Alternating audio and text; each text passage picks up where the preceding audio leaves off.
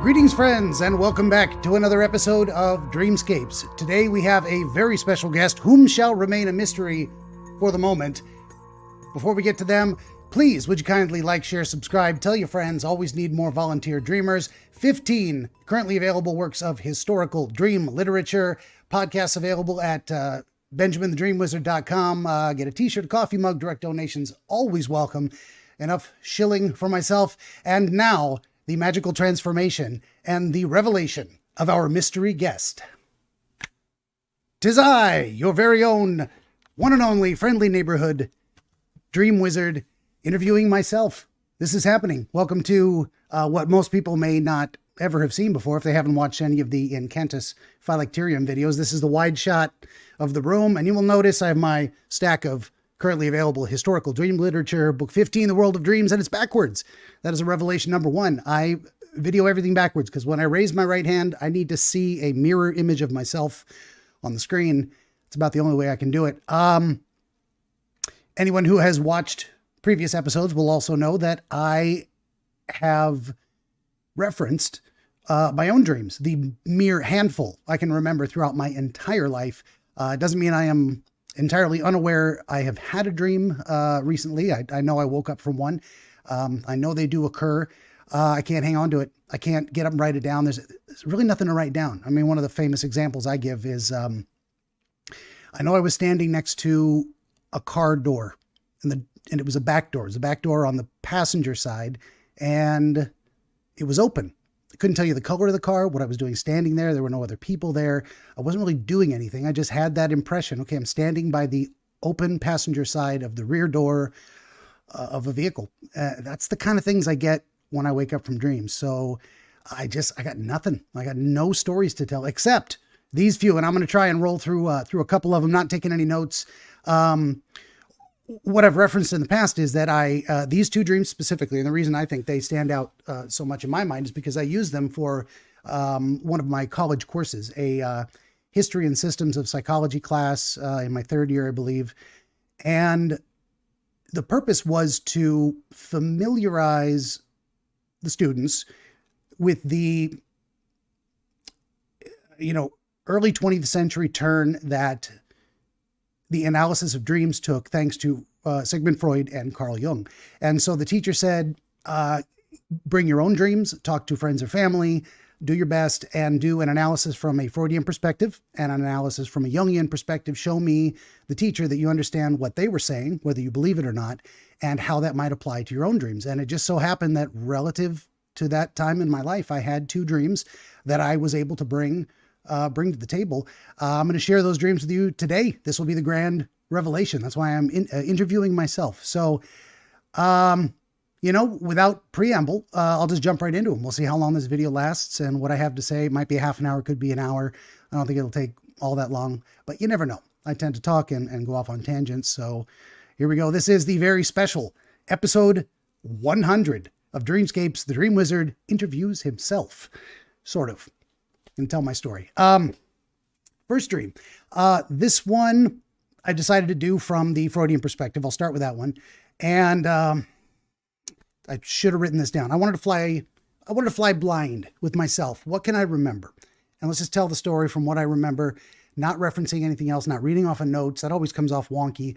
Anyone who's listened to my audiobooks knows reading from a script it does not sound entirely natural. So anyway, so what do I remember of this dream? The scene that unfolded in this dream was inside a kind of cavern, and it was a multi-layer cavern. I could still see the image. There's like a lower floor, and I'm looking at it from this direction.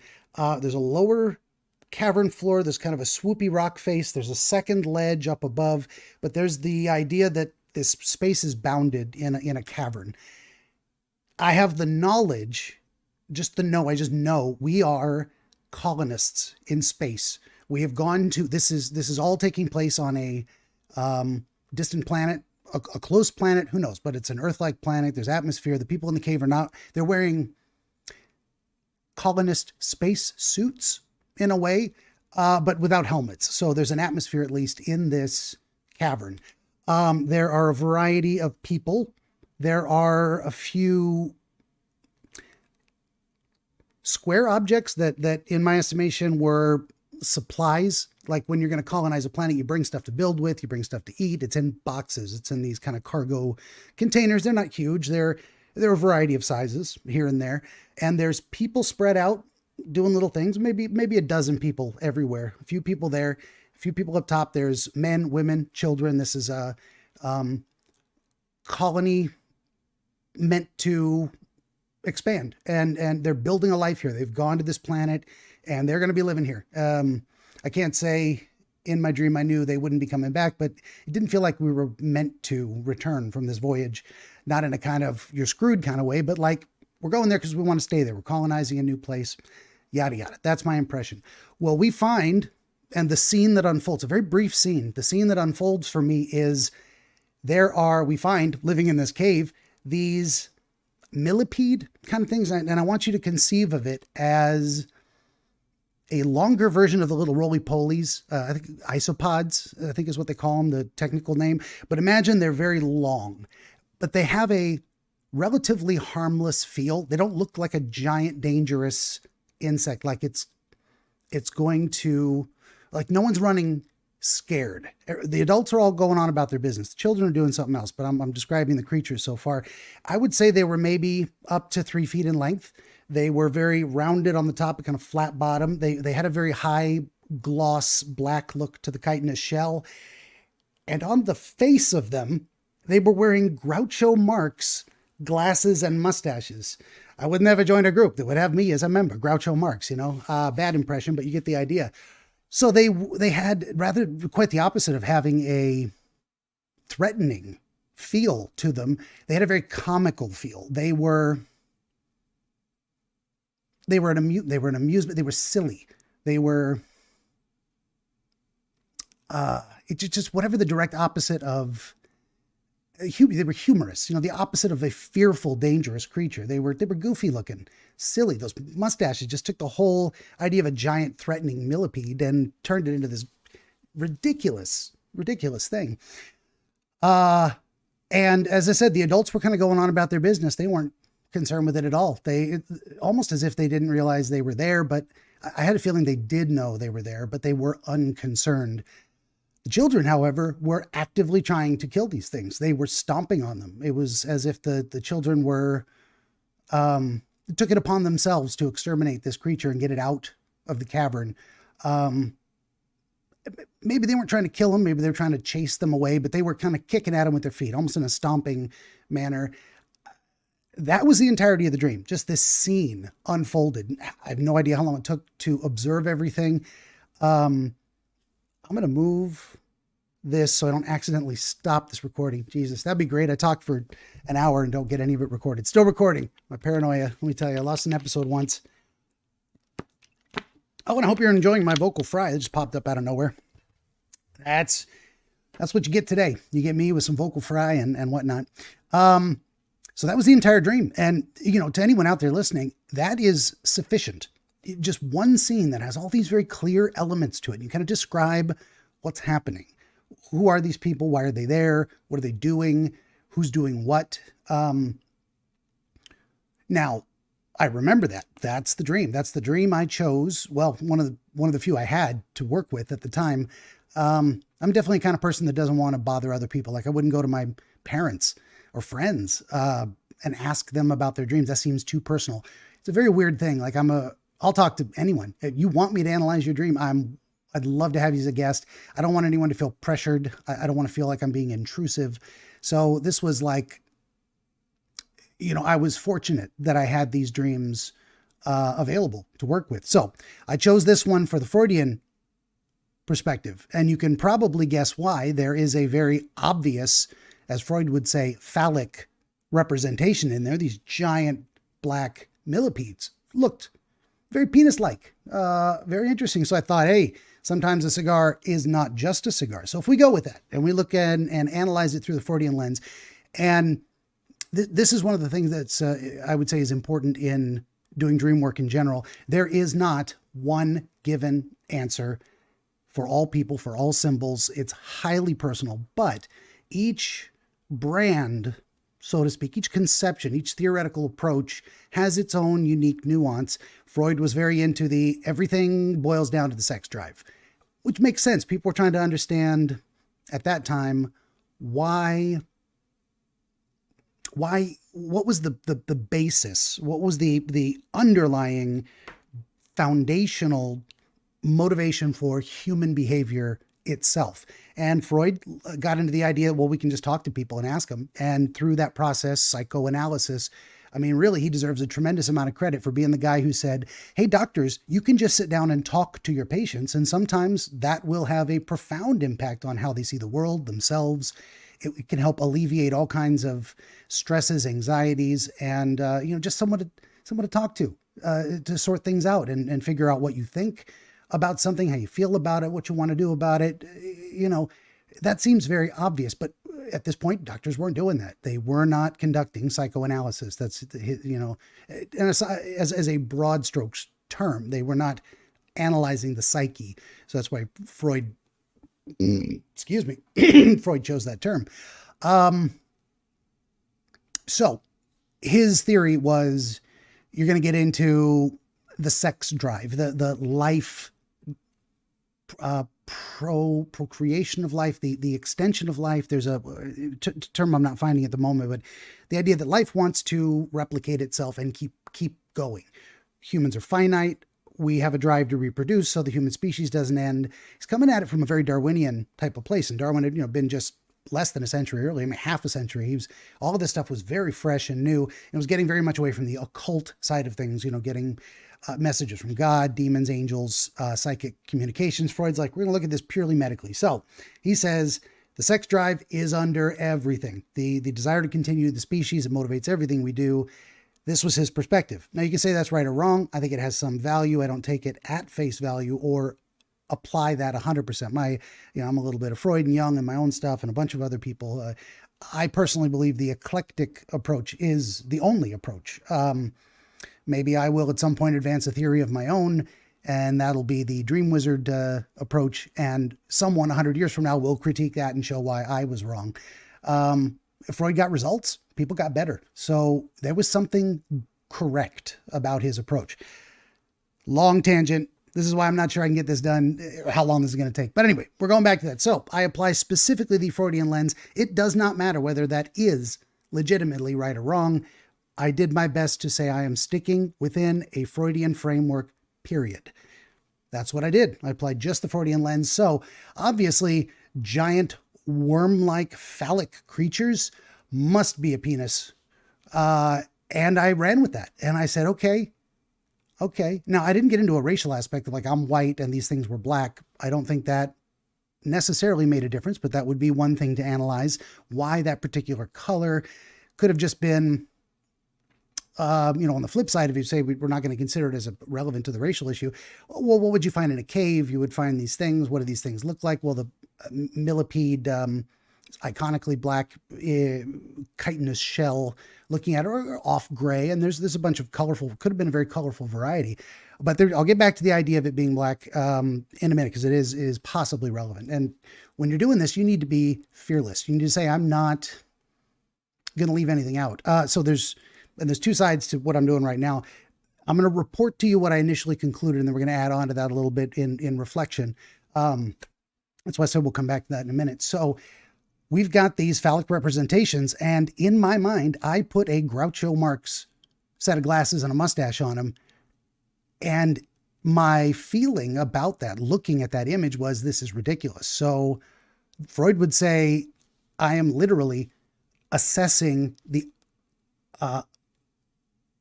observable, viewable, the image, that's the word I'm looking for there. The, like a judgmental observation of my own genitalia and saying, well, it looks ridiculous. So Freud would say, you think your penis looks silly. And maybe I did at the time. Maybe that's inconsequential. That is definitely something I believe Freud would have advanced as a possibility, or waited for the subject, myself, to elicit, to spontaneously offer in the free association thing. There's another thing about Freud's approach is that what the Freudian analysis did at the time, and I think what they still do, is they are present for sessions. They are out of view. They sit behind the person. The person lays down on a couch and looks in the opposite direction. There's not a lot of give and take. There's not a lot of communication during this. The patient is meant to spontaneously work through these things on their own by having a place they can just verbalize and think aloud. The analyst takes notes, and I can't say I'm an expert in the process. I don't know exactly how that works. I'm not a trained psychotherapist, and I don't want to get it wrong, but there was a heavy factor of the psychoanalyst not offering much, sitting in silence primarily, and letting this person verbalize and work through things until they come to their own conclusions. Fair enough. Where's I going with that? Okay, so Freud would say, obvious phallic representation. I think my penis looks ridiculous, and maybe I did. But why did I put children stomping on these things, trying to chase them out? There is some reason my mind wanted to see these colonist children rejecting this penis and chasing it away. This is where we get into, okay, you got to connect dreams to your personal life. So what was going on in my life at the time? And I think when I explain it, a lot of things will fall into place, and then I'll explain it further. But I was at the time in college in a relationship with a gal that had 2 kids. That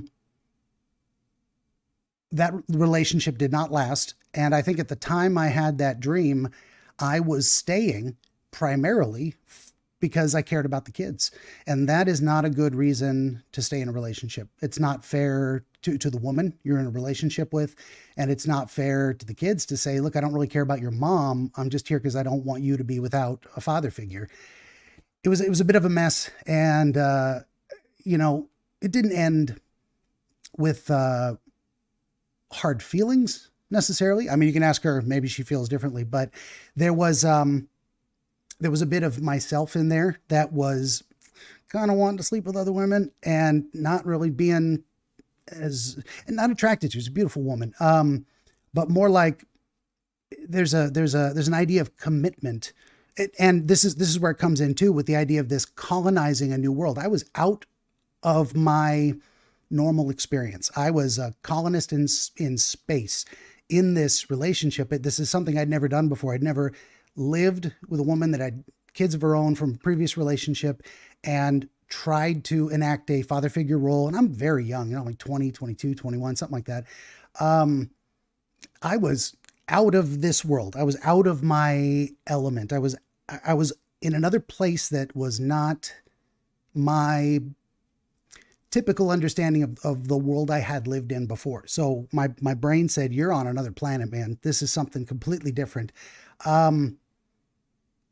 So what was the conclusion Freud would have come to, and I think, it had some merit to it, was that I was suppressing my libido, which I think is funny looking anyway, self-doubts and criticism and whatnot, for the sake of the kids. I put this in my mind to show myself, look, it's these kids that are chasing away your sex drive to preserve what you're trying to build with this woman. And it was interesting that the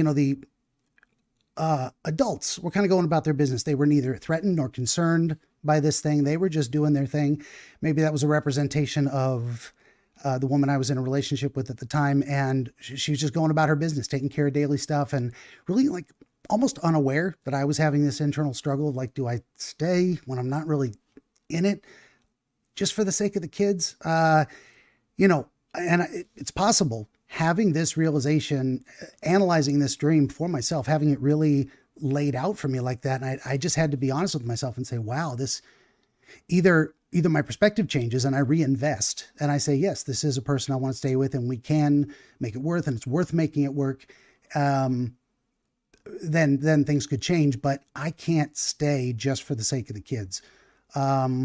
So we did end up breaking up, and, I moved out, and it was hard on everybody. But that was the dream I chose to analyze. Now, why I promise I come back around to the racial side of things, or at least that perspective. I didn't get this until I kind of sat down to think about telling you all about this dream. The kids were both half black, She was a white woman, and they were both children of black men. And so possibly the idea of the penis being, phallic worm creature being black might have also fed into that representation of it, saying, well, I made it black because the kids were half black. And I don't remember the races of any of the people in the dream. Like, I can't look at it and say, yeah, they were all white. They were all white. It was indistinct to me. I didn't have a sense of myself in the dream either. So that may or may not have been a critical element. It certainly didn't influence my decision in any way. But I might have added that touch, or it might have occurred to me to make the creature that particular color in reference to the race of the kids. Who knows? Who knows? If I were doing this dream analysis for someone else, I would say, sure. I mean, that makes sense, but it doesn't seem to be relevant. It doesn't seem to be the real point of the dream. The dream was to show you, you are as if a colonist in space trying to build a new life somewhere far beyond where you've ever lived before. And you've got this dilemma. Do you stay in a relationship you kind of don't want to be in at that point for the sake of the kids? My ultimate decision was, no, that's not fair to her. It's not fair to the kids. Not fair to me. No one benefits from that. So yeah, cut ties and run. And, and here we are looking 25 some odd years back. And, I'm not ashamed of it, but I'm not happy about it either. It's not one of those things where I look back and thank God I got out. It's one of those regrettable, tragic circumstances. Is kind of nobody's fault.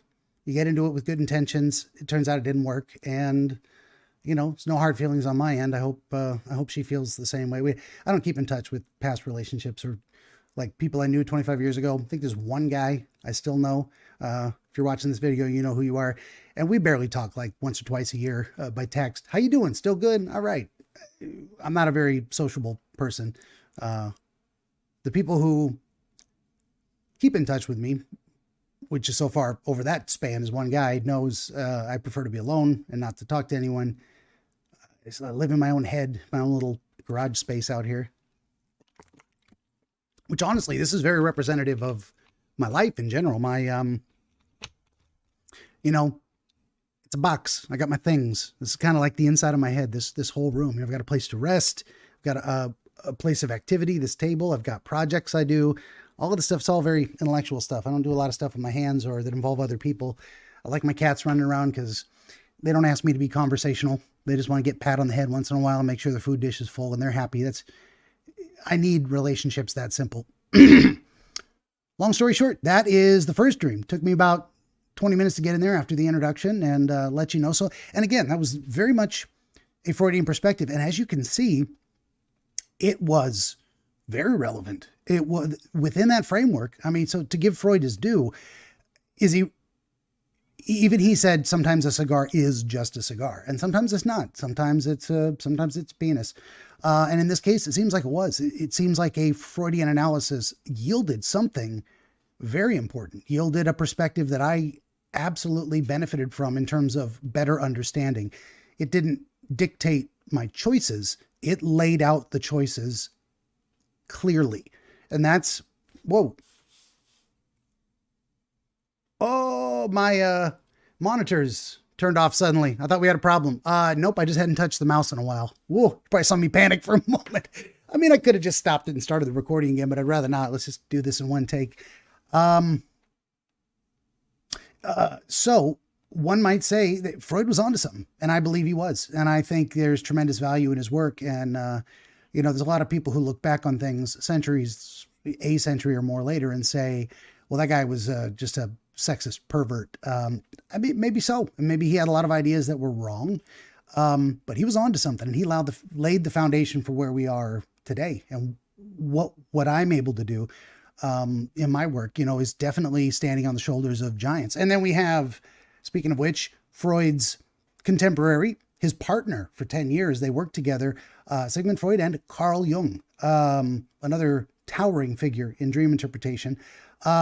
Freud leaned, and I'll do a video on this one day. What's really the difference? I did some videos on Freud and Jung way back, ABC's episodes like 2 and 3, just to kind of lay out where am I coming from on all this stuff and let people get an idea of why do I do this? How do I apply it? Long story short, they were they were great friends and mutually respectful intellectual compatriots, and literally did work together to advance some of these theories for 10 years. And then they had a split. They had fundamental differences on the way they looked at it. Freud was very much more in the psychology of the libido as a drive and whatnot. And Jung was a little more on the metaphysical side. And I don't mean spooky woo dismissively metaphysical, like, oh, sure, supernatural side of things, although a little bit. But his thing was more about metaphors. So Freud would say there's the manifest and the latent content in dreams. Freud's theory was that the manifest content, what you see, is always distorted to hide for the purpose, explicit purpose of hiding the latent content, that we just cannot, we are incapable of being directly honest with ourselves in our dreams. So everything is presented through this distorted lens. Things are hidden. Nothing is what it is. It always means something else. Jung was a little different on that side of things. Sorry. What he would say is that sometimes things are exactly what they are, but it's metaphorical. So you see I was watching a video about Jung, and one of the teachers was saying, so you see a tree in your dream, and you have to start thinking, okay, what does a tree mean to me? And we can draw a whole constellation, like a mind map, put tree in the middle, and we say all the things, brainstorming style, that it means about it. Tree can be life. It can be wood and bark. It can be the physical manifestation of an actual tree. It can be the source of heat for a home. The tragedy of, say, having to cut a tree down because we need wood to burn to live. Or it can be, the essence of life, the tree of life, so to speak. It can be a representation of spring or summer or fall based on how the leaves are fading from the trees. Are they growing? Are they falling off? There's a lot of things a tree could mean. And he had the theory as well of the collective unconscious, which a lot of people don't understand. I'm not even sure I understand it very well, but there's an overlapping physical and metaphysical side of that.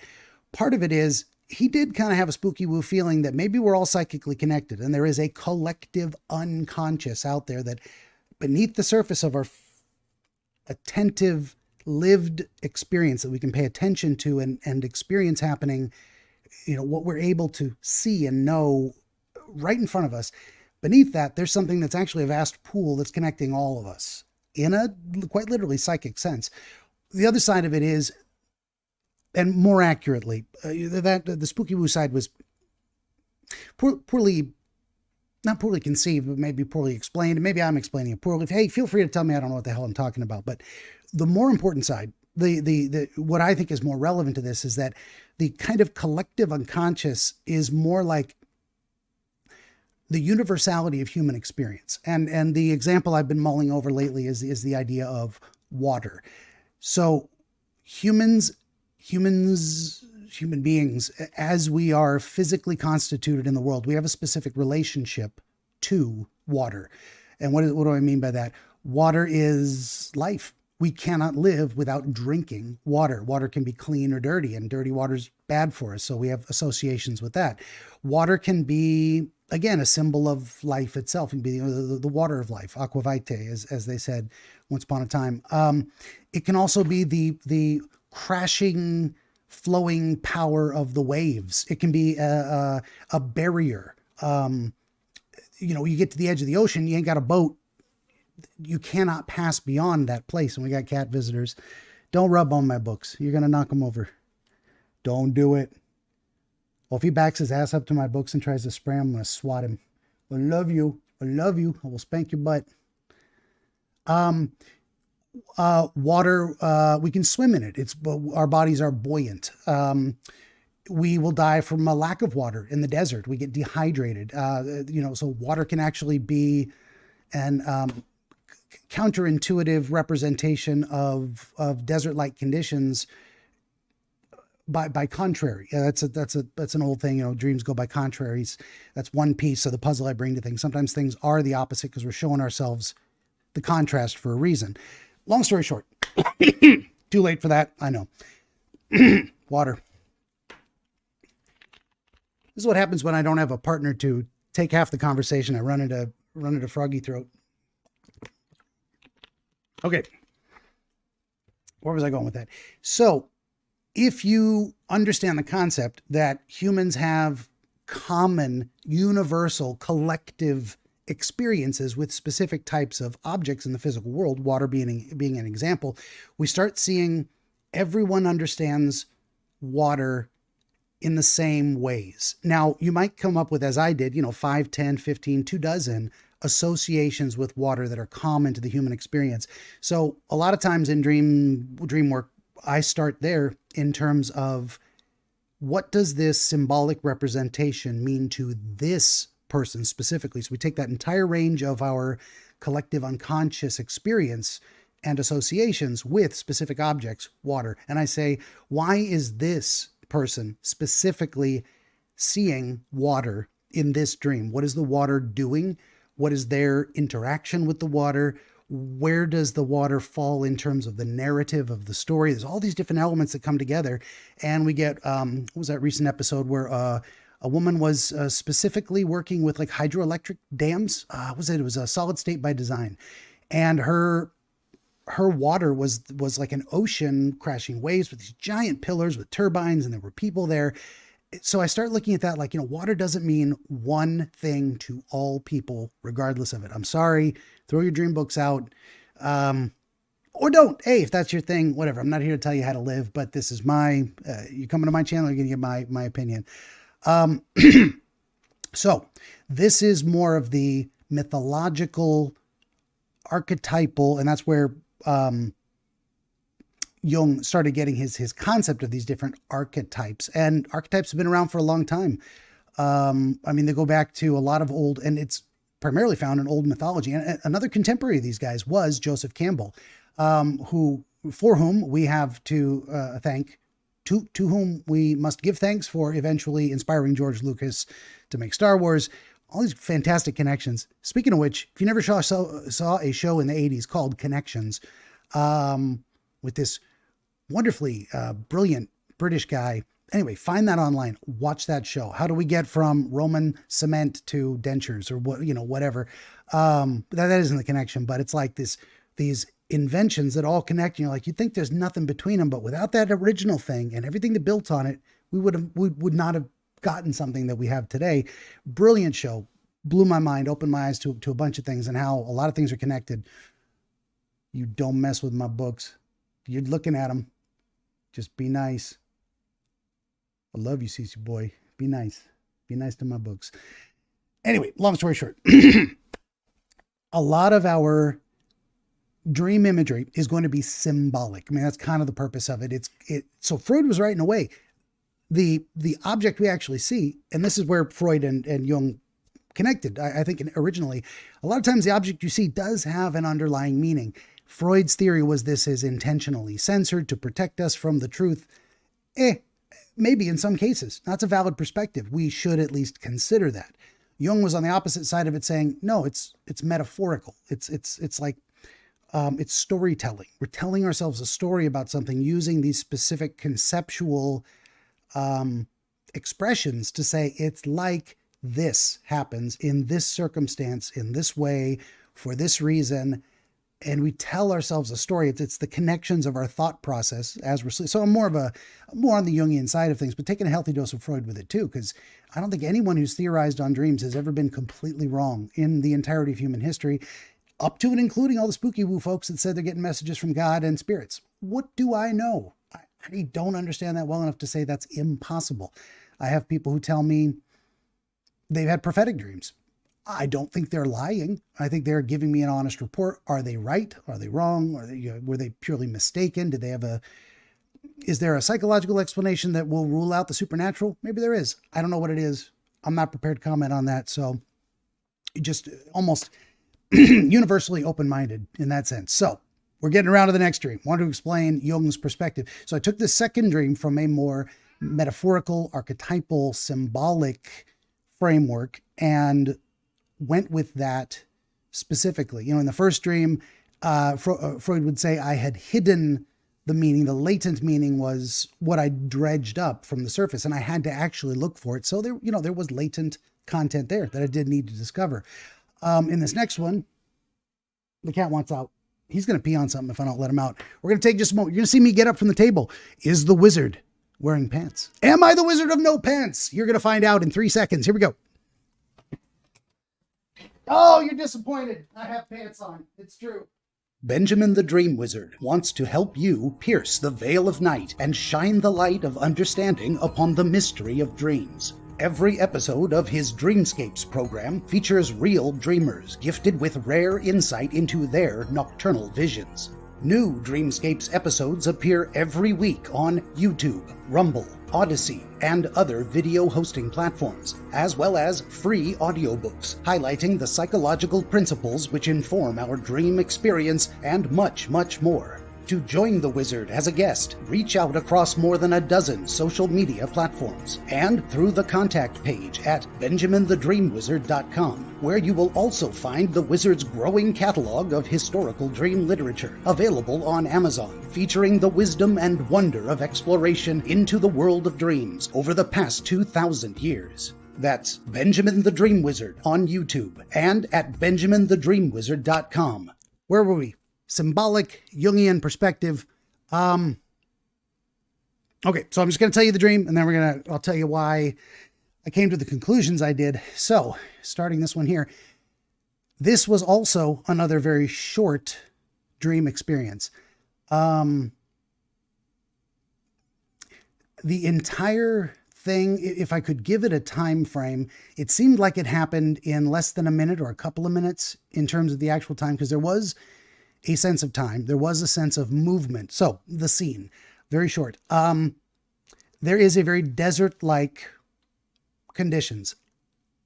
And by that, I don't mean hot, dry, desiccated, but kind of the desert butte scrub type of things. And when I say butte, there was a butte, and there were many in the distance I could see, as if there was, a mountain with a flat top, a butte. There were many of them. I was looking at a particular butte from, I'd say, an isomorphic kind of angle, looking down at this top, and I was slowly rotating around it such that my focus stayed on the center as I moved around. I was kind of orbiting this at a slight elevation. So the butte came up off the ground, and I'd say maybe it was a good, 40, 50, 60 feet high, something like that. And I was at a maybe 70, 80 foot height, looking down at almost 45-degree angle as I slowly rotated this and saw the top of this butte from a 360-degree circle. I completed one full circle all the way around. That was the entire dream. And I wasn't moving fast, slowly rotating from that kind of first-person camera angle. And one full 360 rotation brought me back to the beginning. Elapsed over a minute or two. Very short dream again. What was going on the butte? On top of the butte, there was a pile, a kind of a loose stack of hay bales.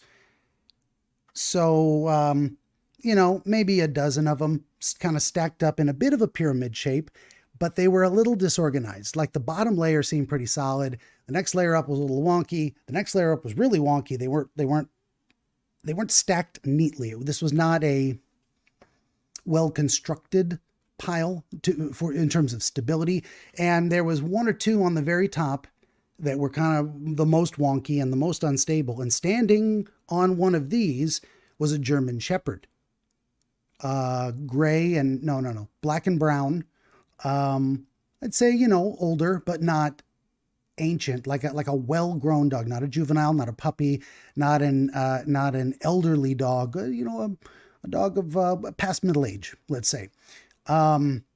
This dog was orienting itself to look at me as I rotated. So as I rotated, he followed me with his head and his body, and he turned to face me as I went all the way around, and he was barking. I could tell he was making the barking gesture visible. My screen's turning off again. He was barking, but I couldn't hear him. There was no sound. This was my entire dream, slowly rotating around this kind of desert-like setting. And just to throw it in there too, it was overcast sky. I didn't throw that into the original analysis, but this wasn't a bright place. It wasn't the hot blue sky, direct sunlight, desert setting. It had a very orange tone. It's one of the few dreams I can remember in color. And I say that even though the last dream I mentioned, there were black objects. If you see in black and white, black just means dark, whatever it is. I remember there were colors in this dream. It was a very kind of orange yellow, desert-like setting. Very, very colors that were very appropriate to the setting. Nothing unusual with that. Green bushes down below, a few scattered scrubs. And the dog, the hay bales were distinctly hay colored, yellowish, and the dog was black and brown. Yeah, that was the entire dream. Well, what the hell do I make of that? Now, we could go a lot of different directions with that. And there's, what are archetypal associations with dogs, with the desert, with the idea of being at a height of something. I mean, there's a lot of ways to go with that. And what I chose to do was relate this very personally. Not all dreams are, but because I had a instant association that came immediately to my mind when considering this dream, I ran with it because it just felt right. And, anyone who's watched my videos would say the dreamers, you can hear them talking about something specifically, or you can hear me making suggestions and phrasing things, repeating back what I think is the through line or the story, giving it back to them in different words. And suddenly there's a moment there, the facial expression of surprise. Whoa, something just occurred to me, something that feels important, that feels profound, something that just clicks, a light bulb right there. A light bulb goes on over your head and you're like, I get it. Something just makes sense in a manner that I know it is true. There's a very different experience of, pondering something. Well, I wonder if that is, and then you got to kind of convince yourself rationally. Well, if that's true, then X, Y, Z. Okay, if I can satisfy that criteria, I'll choose to believe it. Then there's other things where it's like, this makes the most sense in such a way that nothing else could make sense. So I had one of those experiences sitting down to write this dream explain this dream to my professor from a Jungian perspective. And I just ran with it. And honestly, I think I failed the experiment in a way. I was supposed to bring more of Jung into it, but I just interpreted my own dream and said, this is exactly what I think it means. And I think because it was honest and accurate, because it really, I felt like I'd hit on something and the teacher could see that, I think he gave me a pass on that. I mean, these were one of the few projects in school I got 100% on, with, really demanding teachers in terms of like, they'll give you a 99, but they're very rarely going to give you 100, that kind of teacher. He was one of those. And he said, no, both of these 100 out of 100 or, 10 out of 10, whatever. And I'm not entirely sure I captured the Jungian perspective, but there is an element of it there. And probably he saw that. And, okay, so we'll get to the explanation. What was my sudden revelation? What did I get out of this that, made me think, I'm going to move my mouse so we don't get a blank screen again. What made me think I was on the right track? Well, the instant association I had was with the German Shepherd. That at that time in my life, I had become aware, and I probably had for several years before that, that I knew that my father had a German Shepherd pet when he was younger, maybe when he was about my age. That pet was named Rommel after the German military commander. He was a German Shepherd, named him after a German military guy, Rommel. And he loved that dog. So instantly I'm like, that dog in my dream, that dog is my father. I just knew it. It's him. And then everything kind of fell into place after that. Why the hay bales? At that time in my life, lived with my parents. I mean, this was probably, 18, 19, somewhere around there before I'd moved out of the house. And I used to help my dad buck hay in the summertime, in harvest season. He had a hayfield out front to keep a farming, tax break on the property. And why wouldn't you if you could? So he had a tractor and a hay baler, and I used to help him throw the hay bales onto the trailer and go stack them up in the barn, and we would sell them to local folks with ranchers, I guess, folks with sheep and horses and cattle, made a couple extra bucks. Was it worth the tax break and the effort and the maintenance of machinery and the hassle of stacking it and selling it? I don't know. It's up to my dad to say. Probably it was. I think he enjoyed being a farmer too, in that sense of working the land. His job is, as I've referred to before, he's civil engineer, and so his profession is more working with the mind. He works with numbers. I work with associations and psychology, but there's even being a successful mathematician and building designing structures that get built in real life.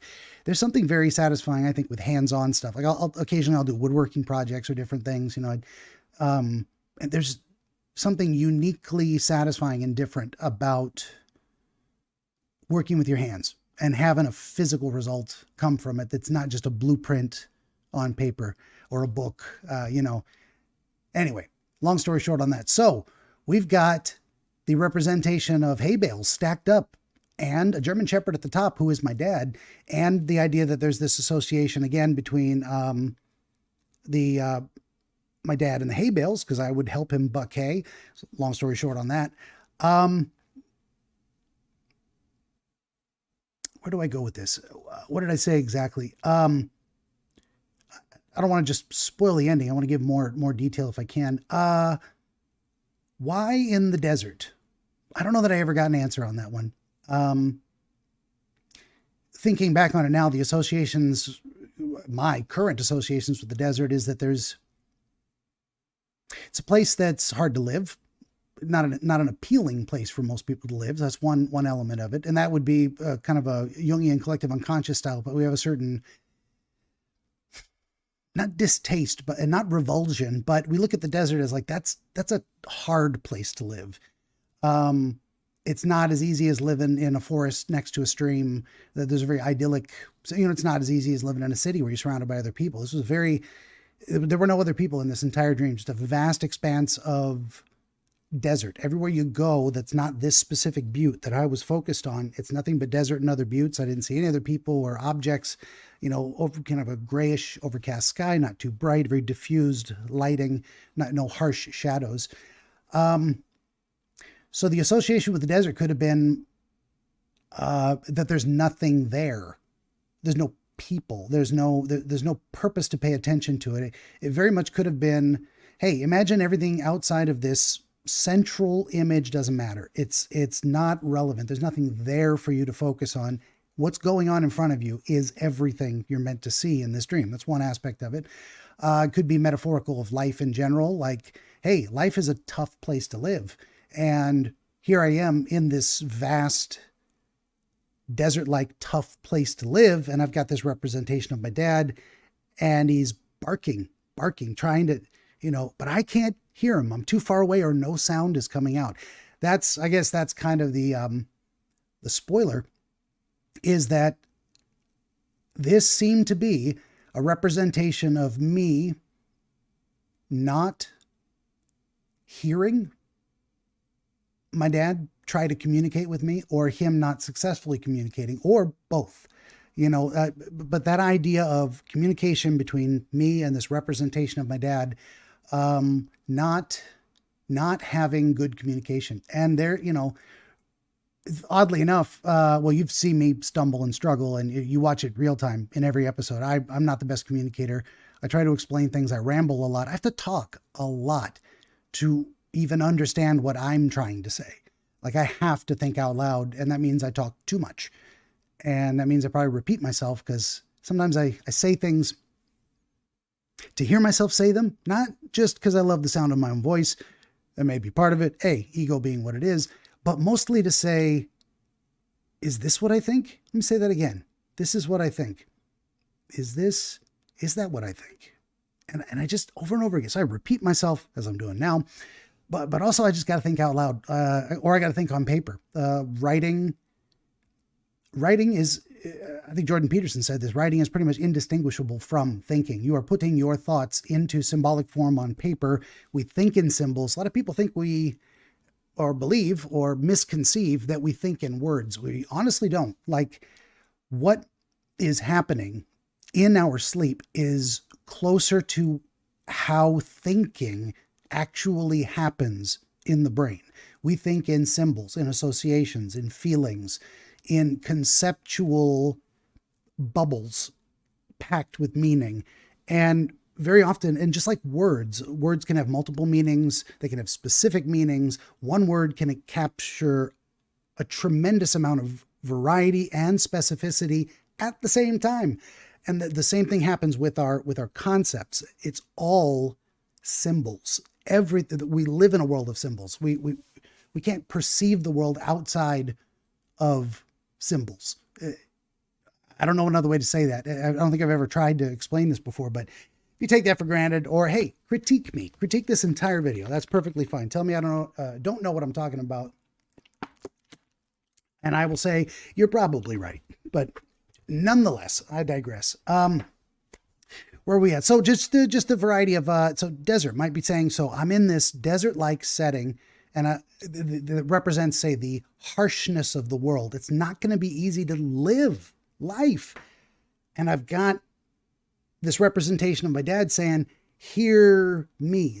I want to tell you things that I want to tell you. And my assumption, and what I think is accurate, is that, why does a father communicate with his son? Typically to tell him important things that at least the father thinks is important. And in my mind, I put this person in the form of a dog there, my dad, attempting to communicate, to show myself. I think bottom line, that I wasn't either listening or I wasn't hearing, that my father was trying to communicate what he believed would be useful to me in surviving in a world that's hard to live in. And, ideally, that is what we want from parents. And there could be some wishful thinking in there. I wish my dad wanted to talk to me more. I don't think that's actually the case. And I want to be clear about that too, because as I was trying to explain, I got to think out loud, but the original point I was having is that, we've never been the best communicators in my family. We talk too much, say the wrong thing, don't communicate it when we could, have a hard time formulating communications. Like there's a difference between I want to help and I know how to help. Sometimes the help offered is difficult to understand. Sometimes it is tangential. Sometimes it's theoretical, and it can be hard to get these ideas. Anyway, so communication, not always been the strong suit in my family. No hard feelings about it. I got to look at myself and say, I'm not the greatest communicator either. Again, I spent like 10 minutes talking about how I can't communicate just to try and get to that idea. And I'm never trying to disparage anyone. I don't think anyone did anything wrong necessarily. I could have listened more. I think that was the biggest message at the time, is that I wasn't hearing. I couldn't hear for some reason. Whether that was an ongoing issue, and it might have been for several years afterwards, or the idea that it was showing me the past in terms of you've missed opportunities to hear what is being said. And I'm sure I did. I'm sure I couldn't help it. And I think my pride got in the way, and my disinterest and my stubbornness and all kinds of things that, in terms of the big five personality thing, I think I'm tremendously open and disagreeable.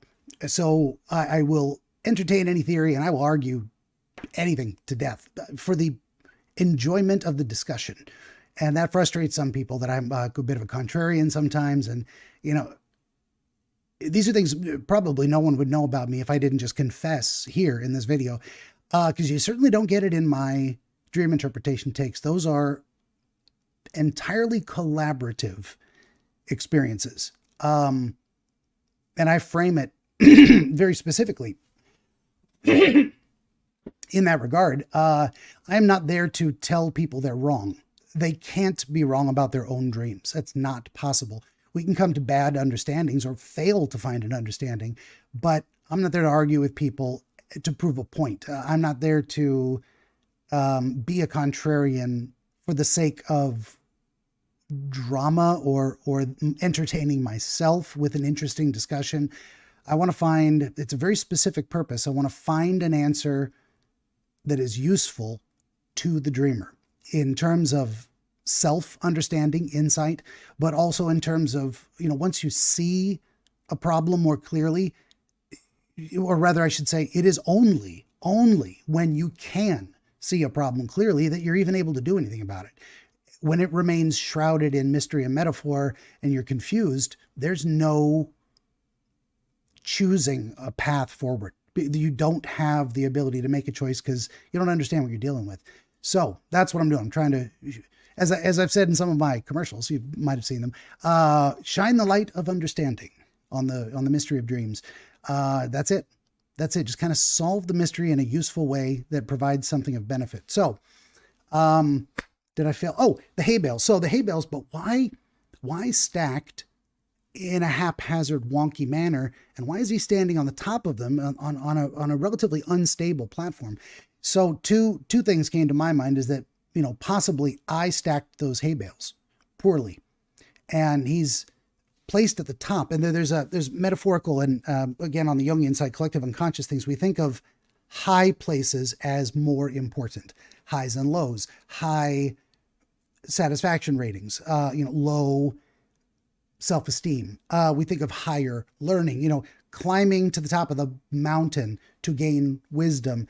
Very powerful symbolic metaphors. And these are common human experiences. We find rare, important things by the struggle. We pile things up. The pyramids back in ancient Egypt. I mean, there's a reason they made this structure where it has a firm, wide base and comes to a single point. And that's a very powerful metaphor for, what am I trying to say? Okay, I had it. I'm going to bring it back. The idea of a metaphor, the pyramid shape or a triangular shape that narrows to a point it's kind of the decision making or information gathering process. We go from looking at everything to slowly looking at less and less things until we're looking at just one thing. And that can be an understanding, an answer.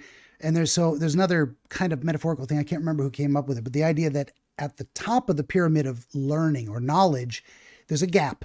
And above that gap is the flame of understanding, the light that goes on above our head when we grasp something. Sometimes we can't bridge that gap. There is a gap, and there's something ephemeral, almost supernatural about that gap. How do we jump from almost seemingly a disconnected pile of facts that gets narrower and narrower to comprehension? It's really this idea of finally getting it. That's why we say, the light bulb goes on over our heads. That's that pyramid, in a way, pyramid of knowledge. So I built in my mind, in this dream, I built a pyramid of hay bales, or he did, and I'm not entirely sure, but he was, the dog representation, the German Shepherd, was a bit unsteady on there. So there were a couple of things, perhaps I was appreciating my inability to properly listen to what was, attempting to be communicated. But at the same time, looking at it going, yeah, but he's on a shaky foundation. Do I really want to listen? Do I really want to listen? Or am I acknowledging, nobody's perfect? Even if someone's not perfect, are they still worth listening to? I think yes, of course. But seeing them at the same time as a flawed human being who is nonetheless valuable inherently, and in terms of what, shut off again. I mean, what do you got to do to communicate to someone? It's not just speaking. You need the intent to communicate. There has to be something you want to say, but more than anything, you have to want to say that thing to that person for a reason. Now, sometimes that's mean. People say mean things, and the purpose is, I want you to hurt, so I say a mean thing.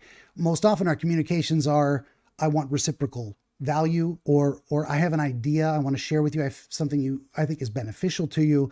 And so the intent comes way before composing the message and then the actual speaking of the message. I was going somewhere with that. Nope, lost it. That's okay. Back to so the alternative explanation of the pile was that not that he had built his own unstable pile of hay bales and was standing atop this precarious perch trying to and in my mind, I thought, well, he's not a perfect human being, but he cares and he's trying to help and I should listen more. The other side of it is maybe I had built that pile of hay bales and put him there myself in terms of my, what am I trying to say? My attempt to build knowledge. And it was a poorly executed pyramid of knowledge. And at the top of it was things I wasn't hearing my dad say to me that would be useful because he cares, because he's trying to help. So that kind of thing. And you get into a lot of these. So was that explicitly and restrictively within the Jungian framework? Yes and no. I'd say no. I mean, it either is or it isn't. So I would say not explicitly, but that was a powerful thing. And this is coming from, there's, it's a natural phase in our lives to distinguish ourselves from our parents. I mean, when we're very young, we don't know the difference between ourselves and the rest of the world. We are all one thing. And then we start thinking, wait, me ends at my fingertips and there's other stuff out there. And then we realize there's other people, and that grows on us slowly.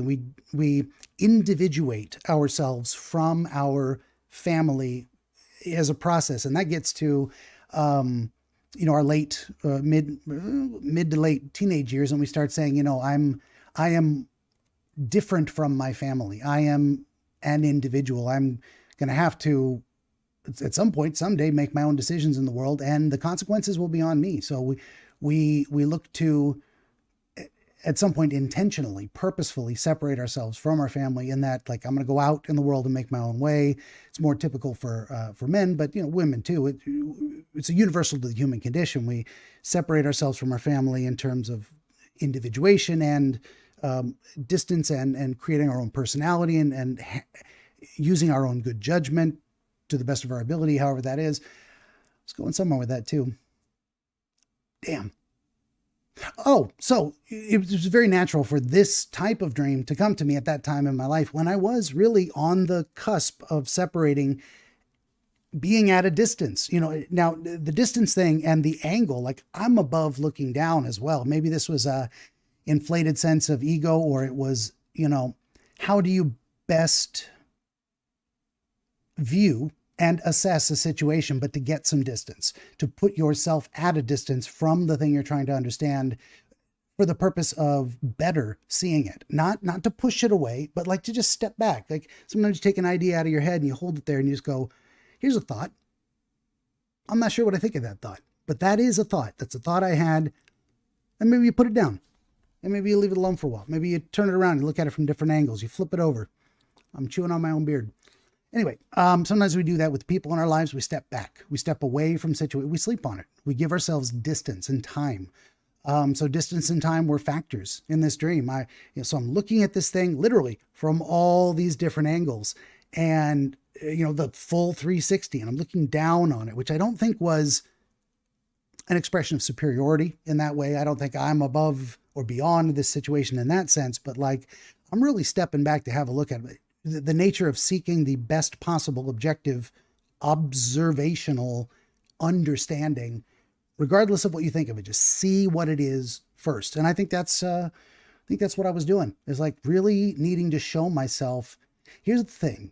Here's the thing you need to see. Here's a concept you need to understand. No matter what you do with it, just see it clearly. Understand this is what it is. So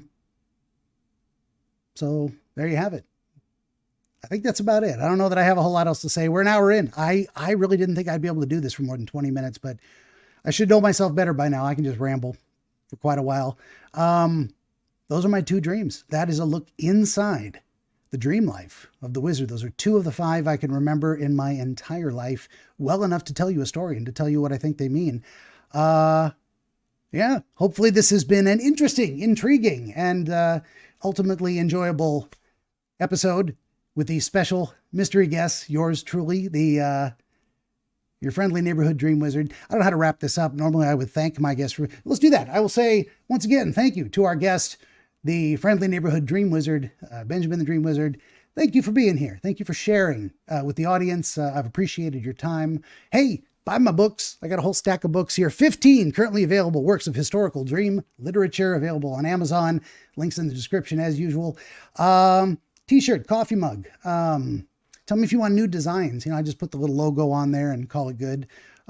It's just a way to support me. If you like what I do, direct donation links as well. Like, share, subscribe, tell your friends, all that good stuff. And thanks for listening.